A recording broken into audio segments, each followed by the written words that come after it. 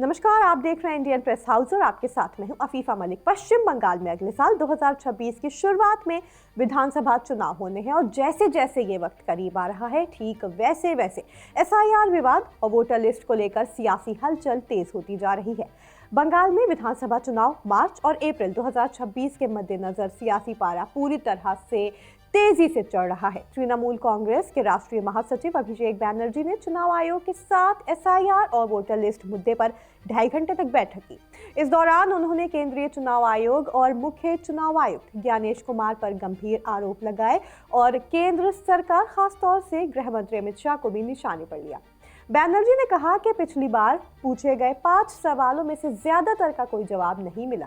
उन्होंने चुनाव आयोग से पूछा कि जिन 1,36,00,000 नामों पर सवाल उठे हैं, उनमें कितने बांग्लादेशी और रोहिंग्या और किस आधार पर नाम हटाए गए या फिर बदला जा रहा है।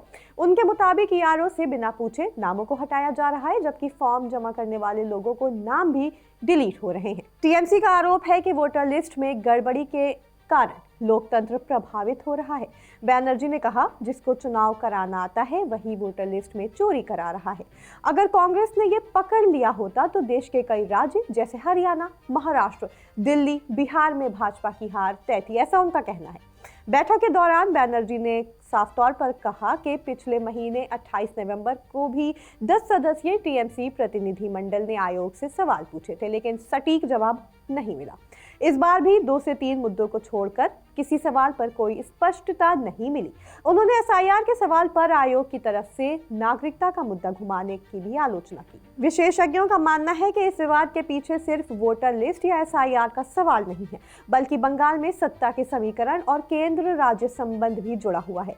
डिजिटल सबूत और डेटा की पुष्टि के आधार पर टीएमसी ने कहा कि ये कोशिश वोटरों को शक के घेरे में डालने की है। राजनीतिक दृष्टि से देखें तो यह मामला हुमायूं कबीर जैसे राजनीतिक विश्लेषकों के मुताबिक उस व्यापक रणनीति का हिस्सा हो सकता है जिसमें बड़े शहरों और राज्य स्तर पर वोटिंग पैटर्न को प्रभावित कर सत्ता की दिशा तय करने की कोशिश हो रही है।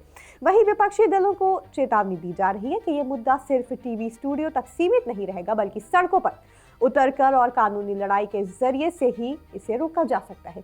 सियासी विशेषज्ञों का कहना है कि बंगाल में ये विवाद आने वाले चुनाव की लड़ाई की शुरुआती संकेत है।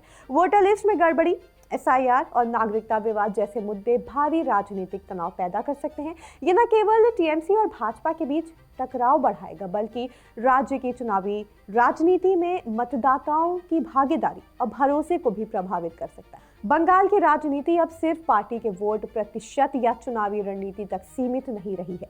ये मुद्दा सीधे तौर पर लोकतांत्रिक प्रक्रिया, मतदाता विश्वास और केंद्र और राज्य शक्ति संघर्ष से जुड़ा हुआ है। आने वाले विधानसभा चुनाव 2026 में इस विवाद का असर सीधे वोटिंग पैटर्न और चुनावी नतीजों पर दिख सकता है। तो फिलहाल के लिए इतना ही। जुड़े रहें इंडियन प्रेस हाउस के साथ।